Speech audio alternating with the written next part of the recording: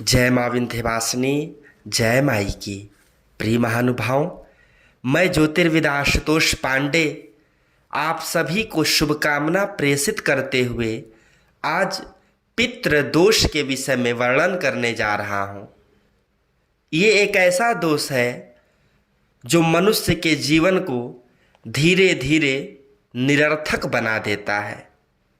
प्रिय महानुभाव, अगर आपका कोई भी कार्य 99% पर जाकर रुक जाता हो, अगर आपके जीवन में सदैव तनाव रहता हो, आपके परिवार में क्लेश रहता हो, धन का संस न मिल रहा हो, कोई न कोई समस्या उत्पन्न हो जा रही हो, परिवार में कोई लंबे समय से बीमार चल रहा हो, तो ये सभी परेशानियां पितृ दोष के कारण उत्पन्न होती है। प्रिय महानुभाव, जन्म कुंडली के अध्ययन के अनुसार अगर आपकी कुंडली के नवम भाव में राहु व केतु स्थित हों या नवम भाव का संबंध इन पाप ग्रहों से हो या नवम भाव में सूर्य व राहु हो, तो जन्म कुंडली में मुख्य रूप से ये देखा जाता है कि पितृदोष विद्यमान होता है।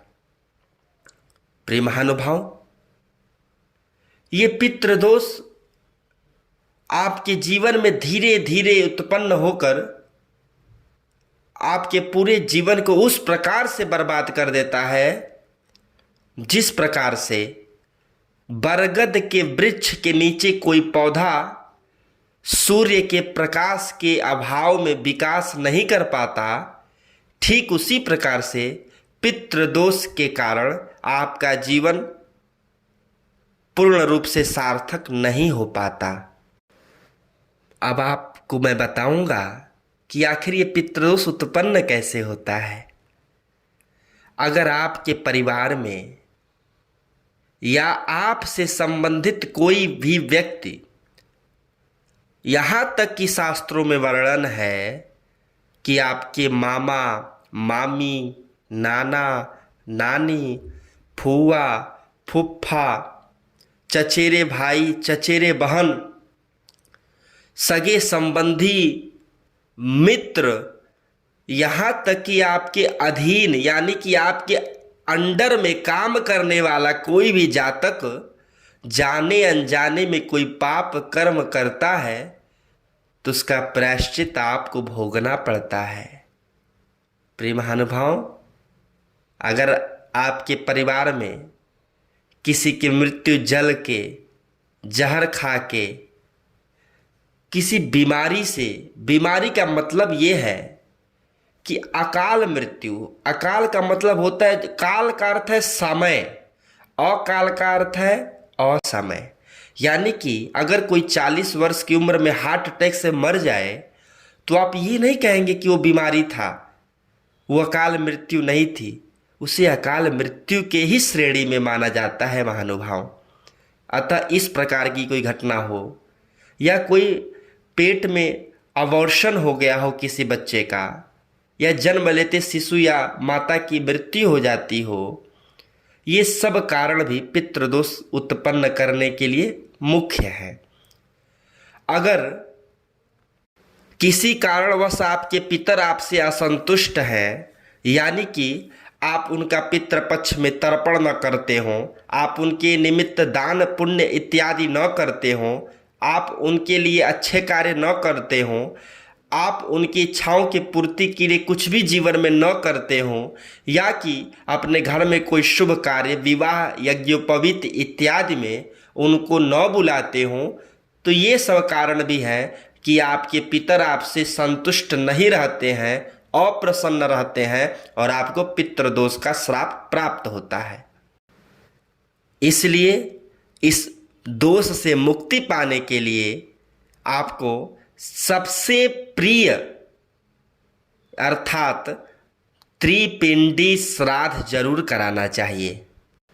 त्रिपिंडी श्राद्ध जो किसी भी नदी के तट पर मुख्य रूप से होता है, लेकिन भारत में जो इसके सार्वभौमिक स्थान कहे गए हैं वो काशी में पिशाच विमोचन घाट, गया में प्रेतशिला व त्र्यंबकेश्वर नाथ में इस त्रिपिंडी श्राद्ध को कराने से आपके पितर आपसे संतुष्ट रहते हैं। और कुछ दैनिक उपाय, जैसे कि प्रत्येक अमावस्या के दिन आप पीपल के वृक्ष में जल में तुलसी पत्र, काले तिल, जौ इत्यादि डालकर थोड़ा सा दूध डाल के ओम नमो भगवते वासुदेवाय से पीपल वृक्ष में जल दें। पीपल वृक्ष की 108 परिक्रमा करें और वहाँ पे यज्ञोपवीत चढ़ावें। प्रत्येक सोमवती अमावस्या को भी आपको इसी तरह ये कार्य करना चाहिए। आपको प्रतिदिन अपने भोजन में कुछ निवाला गौ के लिए, कुछ कुत्तों के लिए, कुछ कौओं के लिए यानी कि पक्षियों के लिए जरूर निकालना चाहिए। आपको प्रत्येक हफ्ते में कोई न कोई दिन चींटियों के लिए भी आटे या पंजीरी इत्यादि निकालने चाहिए। मछलियों को आटे की गोली बना के उनको शनिवार के दिन जरूर खिलाना चाहिए।